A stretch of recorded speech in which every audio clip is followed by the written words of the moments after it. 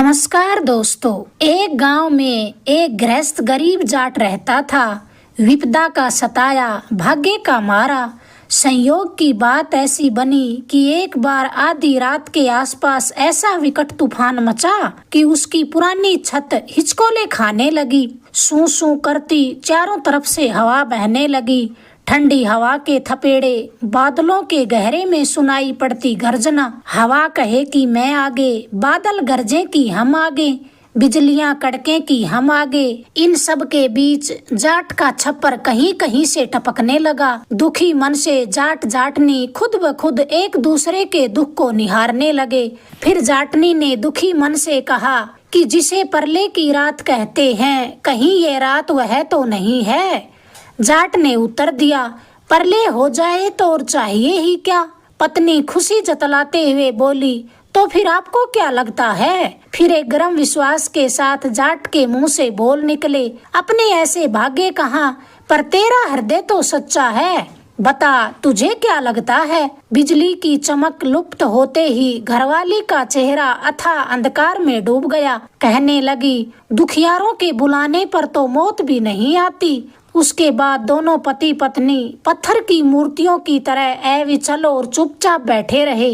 बरसती अंधेरी रात वक्त की ढलान पर अपने आप ही ढल गई। फिर अपने आप ही अपनी ठीक जगह पर सूरज उगा। धीरे धीरे छप्पर में भी उजाला फैला। परनालों परनालों पानी बरस रहा था। दोनों पल्ले का कुंडा सरकाकर बाहर निकले। सामने नजर पहुँचे उतनी दूर तक पानी ही पानी। सामने नजर पहुँचे उतनी दूर तक पानी ही पानी। जाट ने पलटकर अपने खेतों की तरफ नजर पसारी। फिर बोला, मेरी समझ पकड़ने के बाद अपने खेतों में ऐसी बरखा कभी नहीं हुई, मानो कमर तक चांदी का लावा पसरा हुआ हो। खुशी दर्शाते हुए जाटनी बोली, तब तो बहुत ही उम्दा गेहूं निपजेगा। जाट ने कहा, इसमें क्या मीन मेक है, जरूर निपजेगा, क्यों नहीं निपजेगा। पर दूसरे ही क्षण जाट का मुंह उतर गया। गर्म श्वास छोड़ते हुए आगे बोला, कोरा पानी बरसने से क्या होता है। कहाँ से हल और कहाँ से बैल और कहाँ से बीज आएंगे। जाटनी कहने लगी, इसके लिए इतनी चिंता की बात क्या। मेरा कहा माने तो पहाड़ वाले गांव में जाओ। वहाँ का मायापत सेठ तो मुंह मांगी रकम उधार देता है, न तो खाते में लिखता है न वापिस मांगता है। जाट बोला, अरे वह पहाड़ वाला सेठ तो अगले जन्म की आशा पर उधारी देता है, उसके पास नहीं मांगा जाता। इस जन्म में तो लेने देने की बात ही नहीं, भला अगले जन्म के भरोसे कैसे मांगूं। मरना कबूल है पर मैं वहाँ नहीं जाऊंगा। घरवाली की आंखों के सामने पानी लहरें मार रहा था। बरसते पानी की बूंदें दोनों आंखों के सामने नाच रही थी। बीच में ही कहने लगी, किसी दूसरे साहूकार को ही ढूंढ लीजिए। जाट बोला, कोई दूसरा साहूकार हो तो ढूंढूं। इन सेठ जी की बेहिसाब उधारी के प्रताप से इलाके के सारे बनियों ने लेन देन का काम बंद कर दिया है। तू ही बता, मैं दूसरा क्या जुगाड़ करूं। वह कहने लगी, मेरा कहा तो आप मानते ही कहाँ हैं। एक बार इच्छा अनिच्छा से वहाँ जाइए तो सही। यह जन्म तो सुधरे, मनुष्य योनि में आकर सुख का कुछ स्वाद तो चखें। अगला जन्म किसने देखा है। मैं आपके पैर पड़ती हूँ, एक बार पहाड़ वाले गांव में मेरी खातिर चले जाइए। मर गई तो मन की मन में रह जाएगी। जाट अटकते अटकते बोला, अगर तेरे मन की यही बात है तो मैं जरूर जाऊंगा। पति के मुंह से ये बोल सुनते ही घरवाली को ऐसा महसूस हुआ मानो उसके अंतस्त की कालीमा से ही यह बरसात बरसी हो। उसके नैनों की ज्योति बिजलियों की तरह उत्साह की कुलाचे भरने लगी। देखते देखते अपार पानी अपने ढलानों से बह निकला। उस गरीब जाट के खेतों में भी पानी टकरे मार रहा था। वह दूसरे दिन नया सूरज उगते ही पहाड़ वाले गांव की ओर चल पड़ा। छप्पर के द्वार पर खड़ी घरवाली जाते हुए पति की पीठ को एकटक निहार रही थी। आखिर निकल तो पड़ी। खेत का सरंजाम हस्तगत होने पर सारी बातें भली हो जाएंगी। उसकी आंखों में एक सपना सा बुना जा रहा था। मनुष्य के मन की गति भी समझ की पहुंच से परे होती है। जिस बनिए की तरफ वह सपने में भी मुंह नहीं करना चाहता था, आज वह उसी रास्ते पर अपनी मर्जी से एक कदम आगे बढ़ा रहा है। सचमुच अगले जन्म को किसने देखा, और न पिछले जन्म की याद ही आपका साथ करती है। दोनों जन्मों के रिश्ते का मेल कौन जानता है। इसी प्रकार की ऊहा पोहा में गोता लगाता पहाड़ वाले गांव में जा पहुंचा। मायापति सेठ के द्वार पर मांगने वालों का मेला लगा हुआ था। सेठ जी चबूतरे पर बैठे पालथी मारे विराजमान थे। दोहरी पीली पगड़ी पहने, चेहरे पर नील वर्ण हल्की हल्की झाइयां। पास बैठा मुनीम उसके मौन आदेश से नकदी बांट रहा था। 7 परातें ऊपर तक रुपयों से भरी हुई रखी थी। जाट मन ही मन सोचने लगा कि जब इतने लोग मांगने के लिए लपक रहे हैं तो मैं अकेला ही अगले जन्म की अकड़ क्यों रखूं। कोशिश करते करते जाट सेठ जी के पास पहुंच गया। सेठ ने मुस्कुराते हुए पूछा, फरमाइए कितने रुपए चाहिए। जाट ने कहा 200 रुपए चाहिए, पर वापिस। तभी बीच में मुंशी परेशान होकर बोला, वापिस की यहाँ बात नहीं होती, अगले जन्म के लेखे लेने हो तो बोलिए। उसके बाद कुछ बोलना सुनना बाकी न रहा। जाट ने नीची गर्दन किए, रुपए अपने पल्ले पर बांधे और वहां से वापिस मुड़ लिया। न्योली में रुपए डालकर न्योली को अपने कमर पर बांधा।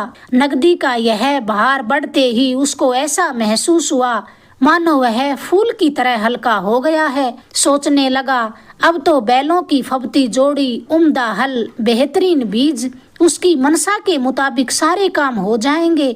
बढ़िया गेहूं का ढेर उसकी आंखों के सामने लगने लगा। सेठ न स्वीकारेगा तो क्या, इतने रुपयों का धर्मादा अलग निकाल देगा।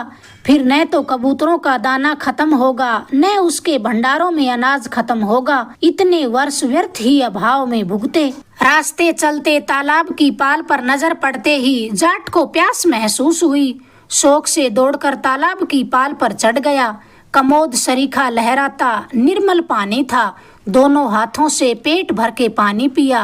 बाद में नहाने का मन हुआ तो साफा उतारकर अंगरखी के बंद खोलने लगा। किनारे पर न्योली रख के छपाक छपाक पानी में उतर गया। भला पानी की शीतलता को कौन मात दे सकता है, लेकिन अगले ही क्षण कलेजे में आग का सरजाम जुट गया था। 4-5 भैंसें पानी पीने आई तो एक भैंस के खुर में उलझकर न्योली किनारे पर घसीटती हुई वापस छूट गई। संयोग की बात कि फिर दूसरी भैंस ने उस न्योली के ऊपर गोबर कर दिया। समूची न्योली गोबर के नीचे दब गई। जाट ने स्नान से निपटते इधर उधर देखा तो न्योली नजर नहीं आई। दिल में चिंता न समाई कि ये क्या प्रत्याशित बात हुई। बदहवास होकर सारा किनारा खोज मारा, पर उसे न्योली वापिस न मिली। उसके कहे पर अब कौन विश्वास करेगा। सपना शुरू होते ही टूट गया। फूटे नसीब के किसी से कारी नहीं लगती। मन से परे उसके पैर जबरदस्ती सेठ के घर की ओर चल पड़े। जब जाट वहां पहुंचा तो सेठ और मुनीम चबूतरे पर बैठे बातें कर रहे थे। जाट को लौट कर आते देखा तो मुनीम ने कहा, मूर्ख के सिर पर कोई सींग तो गड़े होते नहीं, पागल कहीं का, रुपए लौटाने आया लगता है। सेठ को इतना सब्र कहाँ, उतावली दिखाते सामने आ गया। होठों पर पवित्र मुस्कान बिखेर कर बोला, भले मानुसो, मेरी इस गद्दी का ढर्रा क्यों बिगाड़ रहे हो। मैं तो मरे ही ये रुपए वापिस लूंगा। तब जाट ने विस्तार से सारी बात को घटनाक्रम से बता दिया। मेरे कर्म ही खोटे हैं, किसको दोष दूं। विश्वास न हो तो मेरी तलाशी ले लीजिए। सेठ ने हंसकर कहा, भले मानुसो, मुझे अविश्वास करने की फुर्सत नहीं है, और किसी की तलाशी लेने वाला मैं कौन होता हूँ। यहाँ तो कोई झूठ बोलना चाहे तो भी नहीं बोल सकता। जितनी इच्छा हो उतने रुपए फिर से ले जा। जाट ने कमजोर पड़कर कह दिया, आया तो इसी उम्मीद से हूँ। मुनीम बोला, यह तो आपका बड़प्पन है, पर रात आपको यहीं गुजारनी पड़ेगी। दिन चढ़ जाने पर सेठ जी काम सुलटाकर अंजल ग्रहण करते हैं। सवेरे आप सबसे पहले रुपए लेकर चले जाएं। जाट तो खुशी खुशी वहां ठहर गया। दिन रहते रहते ब्यालू करवाकर सेठ उसे घर पर ले आया। पलंग पर सुथरे बिस्तर बिछाकर सिरहाने टेची पर ठंडी मटकी रख दी। किस्मत ठीक हो तब इस तरह अचिती तजवीज निकल आती है। मुनीम के जाते ही जाट लेट गया। बरसों बाद सुख की झपकी आने वाली थी कि तभी जाट के कानों में किसी की बातचीत की भनक पड़ी। चौंक कर वह बैठ उठा, इधर उधर देखा, कुछ भी तो नहीं। खूंटे से बंधी एक भैंस जुगाली कर रही थी। पास ही एक मरियल भैंसा बंधा हुआ था। भैंस जुगाली करते करते बोली, तू ठीक से कान देकर तो सुन रहा है ना? भैंसे ने कहा, सुन क्यों नहीं रहा, मैं कोई बहरा थोड़े ही हूँ। भैंस आगे कहने लगी, आखिर मेरा कर्ज तो उतरा। अब तो सेठ मेरे में 5 सेर दूध मांगता है। सवेरे 5 सेर दूध के बदले 1 पूला घास खाकर मैं यह शरीर छोड़ दूंगी। कल उरीण होने पर मैं अगली योनि देखूंगी। कहा सुना माफ करना। अब तू जाने, यह बाड़ा जाने और ये सेठ जाने। भैंसा बोला, मेरे उरीण होने में अभी काफी देर है। इस दाह के सामने न बाटा टिकता है न हरी घास। दिन प्रतिदिन दुर्बल हुआ जाता हूँ। सेठ बेचारा खूब ही आराम से रखता है, पर कर्ज की चिंता बड़ी बुरी होती है। मुझे तो अभी 1000 रुपए चुकाने हैं। भैंसे के ये बोल सुनते ही जाट के सुख की झपकी मीलों दूर चली गई। उसके कलेजे में ऐंठन होने लगी। यह अगले जन्म का कर्जा तो बड़ा मुश्किल है, इसके बदले तो मैं भला और मेरा दुख भला। घरवाली ने जाने किस जन्म का बैर निकाला है। भैंसा आगे कहने लगा, अब तो कैसे भी ठाकुर साहब के हाथी से मेरी भिड़ंत हो जाए तो यह कर्ज उतर जाए। मैं इस हाथी में 1000 रुपए मांगता हूँ। 1000 रुपए की होड़ में मेरी मुक्ति होगी। हाथी से हारने पर ठाकुर साहब सेठ जी को 1000 रुपए देंगे और उसी पल मैं यह शरीर छोड़ दूंगा। भैंस हड़ हंसती हुई बोली, भला एक मरियल भैंसे से हाथी की क्या होड़ हो सकती है? तेरी अकल तो नहीं चकरा गई? भैंसा सिर हिलाते हुए बोला, मांगने वाला सदा ही ताकतवर होता है। मांगने वाले की ताकत का कोई पार नहीं पा सकता। इसके बाद तो जाट को पूरी रात नींद न आई। झिलमिलाते तारों के इर्द गिर्द धुआं ही धुआं मंडराने लगा। कहीं कुछ नजर नहीं आया। कपाल फोड़कर सिर में कोई से ही न घुसा दी गई हो। इस कर्ज का मारा अब करे तो क्या करे। राम जाने अगले जन्म में वह योनि में किस तरह से उरीण होगा। कर्ज के भार के सामने तो हिमालय भी छोटा। फिर अचानक सोचा, भला मनुष्य होकर मैं इन ढोर डंगरों की बेसिर पैर वाली बात पर विश्वास कर रहा हूँ। पूरी पड़ताल करने से पहले व्यर्थ ही परेशान होने में क्या सार है। सूरज निकलने से पहले सेवक बाड़े में आ गया। भैंस को चुंगवाकर पीतल की बाल्टी में दूध धोने बैठ गया। पलक झपकते ही बाल्टी दूध से भर गई। दूध ठिकाने पर रखकर सेवक ने हरी घास के 5-7 पूले भैंस के आगे डाल दिए। एक जगह पर चुपचाप खड़ा जाट फटी आंखों से भैंस के मुंह की तरफ देख रहा था। एक पूला चरते ही वह भैंस धड़ाम से नीचे आ गिरी। पड़ते ही प्राण मुक्त हो गई। सेवक हड़बड़ाकर उधर से लपका। भैंस की पुतलियां फिर चुकी थी। न सांस न दूसरी कोई हरकत। आंखें निकालकर वह जाट की तरफ देखकर कहने लगा, कलजी भे, हष्ट पुष्ट भैंस को नजर लगा दी? कभी दूध आंखों से देखा ही नहीं क्या? जाट नरमी से बोला, क्यों नहीं देखा? ऐसी क्या बात है? मेरे भी मनो दूध जितनी गाय और भैंसें हुआ करती थी। इतने में सेठ और मुनि दोनों साथ साथ आते हुए दिखाई पड़े। पास आते ही मुनीम ने जाट को सामने देखकर कहा, अब बेकार में देरी क्यों कर रहे हो? हम तो कब से इंतजार कर रहे हैं। कलेवा करो और रुपए लेकर चलते बनो। जाट गर्दन हिलाते हुए बोला, न तो मुझे कलेवा करना और न ही मुझे रुपए लेने।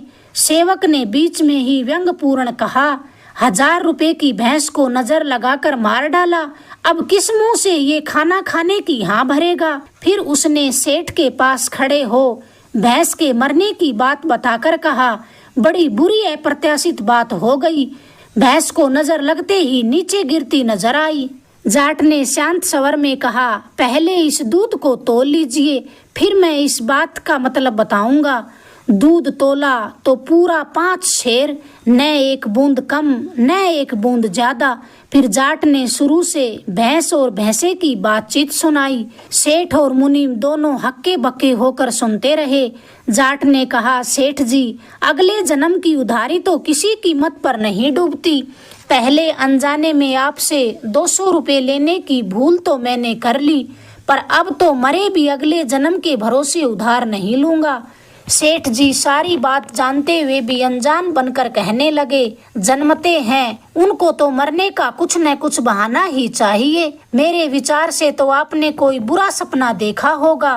जाट उतावली दर्शाते हुए बोला, ठाकुर साहब के हाथी वाली बात की भी पड़ताल कर लेते हैं। आंख और कान के बीच कितनी दूरी? सेठ ने कहा, हाथी और भैंसे की कैसी भिड़ंत, लोग सुनते ही मजाक उड़ाएंगे। आप जरूरत के हिसाब से रुपए लेकर के पधारे, खाली हाथ जाएंगे तो मेरा जी दुखेगा। इस बार मुनीम ने कहा, अगर हाथी से भिड़ंत में हमारा भैंसा मर जाए तो फिर आपको रुपए लेने में कोई ऐतराज तो नहीं। दूसरे दिन गढ़ में सूरज निकलने से पहले पहले अनगिनत लोग तमाशा देखने के लिए इकट्ठे हो गए। प्रचंड हाथी और तेज शराब का विकराल नशा, मानो मैदान में छोटा मोटा बादल लहरा रहा हो। मरियल भैंसे को सामने से आते देखा तो हाथी जोर से चिंगाड़ कर उसकी तरफ दौड़ा। धरती मानो धंसने लगी हो। सूंड से रेत उछालता हाथी भैंसे के पास पहुंच गया, पर भैंसे में भय का लवलेश मात्र भी नहीं था। हाथी को सामने देखकर हंसते हुए बोला, तेरे सिर में धूल, 1000 रुपए चुकाए बगैर मुझे मुंह दिखाने चला आया। मैं तेरा लेनदार हूँ, मेरे सामने तेरी कैसी अकड़? हाथी वाली हेकड़ी रखना चाहता है तो पहले 1000 रुपए गिनवा दे। पर हाथी के पास तो एक छदाम भी न था। लेनदार को देखते ही थर थर कांपने लगा, पीछे मुड़कर वापिस दौड़ा। छेरे कर कर के मैदान भर दिया। भैंसा पीछे और हाथी आगे। साहूकार के सामने कर्जदार की क्या औकात। सारे लोग चकित होकर इस अप्रत्याशित होड़ को देख रहे थे। ठाकुर को जबरन 1000 रुपए देने पड़े। वे रुपए सेठ जी के हस्तगत होते ही भैंसा लहराकर धड़ाम से नीचे गिरा। तुरंत सांस निकल गया। भैंसा तो मरकर अमर हो गया और हाथी जीते हुए भी मरे के समान हो गया। मरियल भैंसे के सामने ही छेरा कर दिया। इसके बाद तो सेठ और मुनीम ने उस गरीब जाट से कोई विवाद नहीं किया। वह तो खाली हाथ आया, वैसे ही अपने गांव को चल पड़ा। उसी तालाब का निर्मल पानी देखकर उसकी आज भी स्नान करने की इच्छा हुई। किनारे के पास पहुंचने पर उसे एक ढेरी गोबर की नजर आई। उसने सोचा, अगर तालाब में घुल जाएगा तो ये पानी गंदा हो जाएगा। उठाकर बाहर फेंकने से क्या कहीं हाथ मैले होंगे? संयोग की पहेली संयोग से ही हल होती है। उसने गोबर में हाथ डाला तो न्योली साथ लटकती हुई नजर आई। यह तो वही बात हुई। न्योली को झाड़ पोंछकर साफ पानी से धोया, फिर क्या देर थी, सीधे सेठ जी के पास पहुंच गया। अगले जन्म के भरोसे उधारी बांट रहे सेठ और मुनीम अंदर जाने ही लगे थे कि उस गरीब जाट पर उनकी नजर पड़ गई। सेठ जी ने कहा, इसका भी निपटारा करते चलें। मुनीम व्यंग से बोला, इस अकड़ के मालिक थे तो पहले ऐंठ कर पधारे ही क्यों? मैं तो पहले ही जानता था कि झक मारकर वापिस आना ही पड़ेगा। जाट पास आया तो सेठ मुस्कुराकर बोला, पधारिए ठाकुर साहब, बेकार ही चक्कर खाए, इसके बदले 100 रुपए ज्यादा लेने की मेहरबानी फरमाएं। जाट ने न्योली आगे बढ़ाते हुए कहा, मेरा अहो भाग्य कि खोए हुए रुपए वापिस मिल गए। रुपए स्वीकार कर मुझे अगले जन्म के कर्ज से मुक्त करें। मुनीम टोकते हुए फिर बोला, हमें खां खां क्यों परेशान कर रहे हो? हमने घर आकर जबरन तो रुपए तुम्हें पकड़ाए नहीं। इस जन्म के चुकाए तो हमारे यहाँ ढर्रा ही नहीं है। पहले सोच समझ कर रुपए मांगने के लिए यहाँ आना चाहिए था। जाट बोला, यह जन्म तो बिगड़ा, अपने हाथों से अगला जन्म कैसे बिगाड़ूं? मेरी हाथ जोड़कर विनती है कि आप ये रुपए वापिस ले लें। यह भार उठाने जितना मेरा सामर्थ्य नहीं है। सेठ जी सोचने लगे कि यह कर्जदार तो गजब निकला, पर अब तो मैं अपनी गद्दी का ढर्रा नहीं टूटने दूंगा। मेरी प्रतिष्ठा इससे घट जाएगी और अगले जन्म के व्यापार की बरकत भी खूब रही है। जितनी बांटी उतनी ही मेरी माया बढ़ती गई है। वे उसको समझाते हुए शांत स्वर में फिर बोले, मेरे पास से एक बार जाने के बाद इस नकदी को आप मर्जी से उछालो, बाढ़ में फेंको या जलाओ, मुझे कुछ वास्ता नहीं, उतरी हुई खल वापिस घानी में नहीं डाली जाती। जाट ने तो फिर अपनी आन न छोड़ी, दुगनी बुलंद आवाज में कहा, सेठ जी इतना मत फैलिए, ऐसे फेंकने से तो कर्ज उतरता नहीं। आपको इसी मुंह से इन्हें लेना कबूल न कराऊं तो मैंने जाटने का नहीं सूरी का दूध पिया मान लीजिए।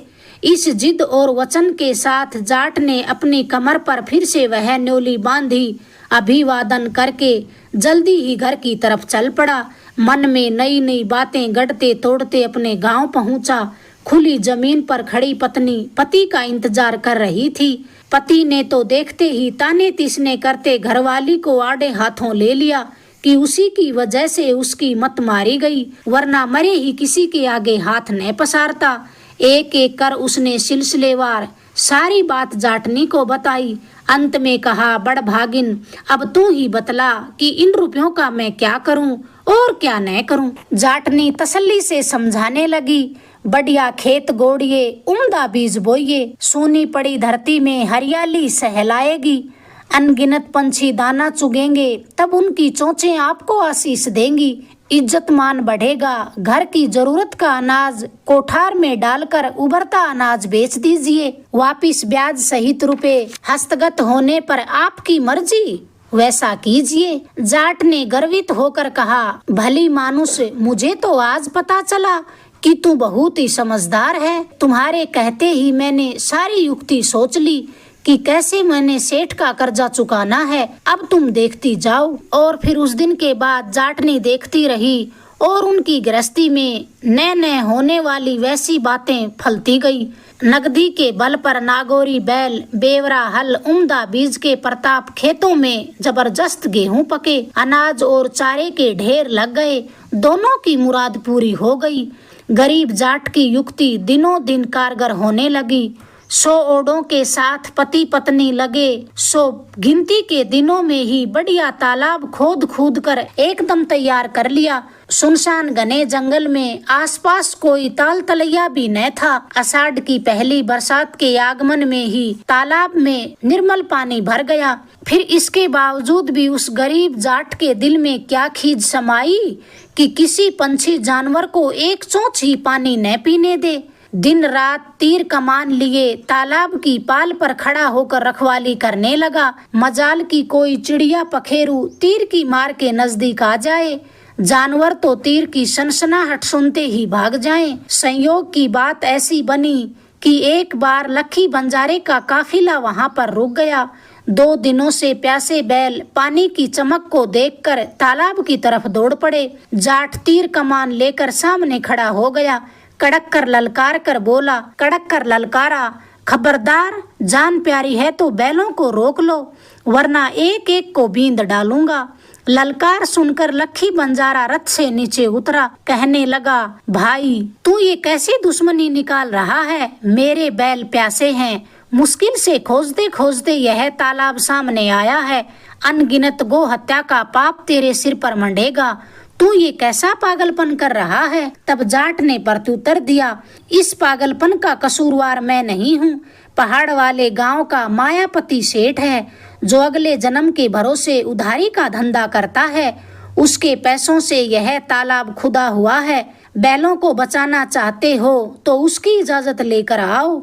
इसके बाद मुझे कोई ऐतराज नहीं। लखी बंजारे ने सोचा कि इस पागल से कौन मगजमारी करे। रथ लेकर वह पहाड़ वाले गांव की तरफ चल पड़ा। जाट तीर कमान ताने तन कर रखवाली कर रहा था।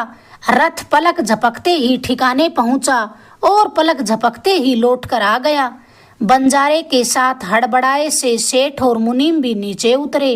देखते ही पहचान लिया कि यह तो वही अड़ियल जाट है जो उस दिन रुपए लौटाने के लिए कितना झगड़ा कर रहा था। मुनीम पास आकर इधर उधर थूक उछालते हुए कहने लगा, भला मेरे सिर पर बुराई का ठीकरा क्यों फोड़ते हो? आप जाने, यह तालाब जाने और ये लखी बंजारा जाने, इसमें सेठ की इजाजत का क्या लेना देना? प्यासे बैल सुलगते स्वर में बो बो कर रहे थे। लखी बंजारे के इशारे के बिना एक कदम भी आगे बढ़ना उनके बस की बात न थी। सेठ जी के कानों में करुणा का समंदर गूंजने लगा। जाट ऊंचे स्वर में बोला, आपने किसी भी कीमत पर वे पैसे स्वीकार न किए तो मैंने लाचार होकर उस 200 रुपए की नकदी से यह तालाब खुदवाया है। मेरे कर्ज से मुझे उरीण कर इजाजत दें तो बैलों को यहाँ पानी पीने दूं, वरना यह पाप आपके मत्थे मढ़ा जाएगा।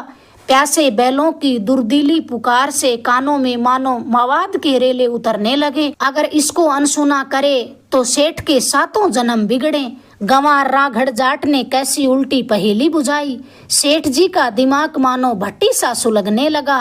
जाट के पास आकर उसके कंधे झकझोरते हुए बोला, जा तेरे कर्ज की भरपाई करता हूँ, मेरी इजाजत है, अब इन बैलों को मत तरसा, तेरे मेरे बीच सरोवर पानी का रिश्ता है। तब गरीब जाट ने तीर कमान को दूर फेंक दिया और बोला, अब मुझे कोई ऐतराज नहीं। लखी बंजारे ने रथ पर चढ़कर किलकारी भरी। उस किलकारी के साथ बैल पलक झपकते ही तालाब के किनारे पर जा पहुँचे। देखते देखते अनंतों की उड़ान भटके पंछी उस सरोवर की दिशा में नीचे उतरने लगे। अनगिनत जानवर जलता कलेजा लिए उस सरोवर की तरफ दौड़ते आए। किसी पंछी जानवर को अपनी प्यास को छोड़ दूसरे का कोई ध्यान न था। अपनी अपनी प्यास बुझाने में सारे पंछी सारे जानवर मग्न थे। अगर आपको ये किस्सा पसंद आया प्लीज चैनल को लाइक करें, शेयर करें, सब्सक्राइब करें। धन्यवाद दोस्तों।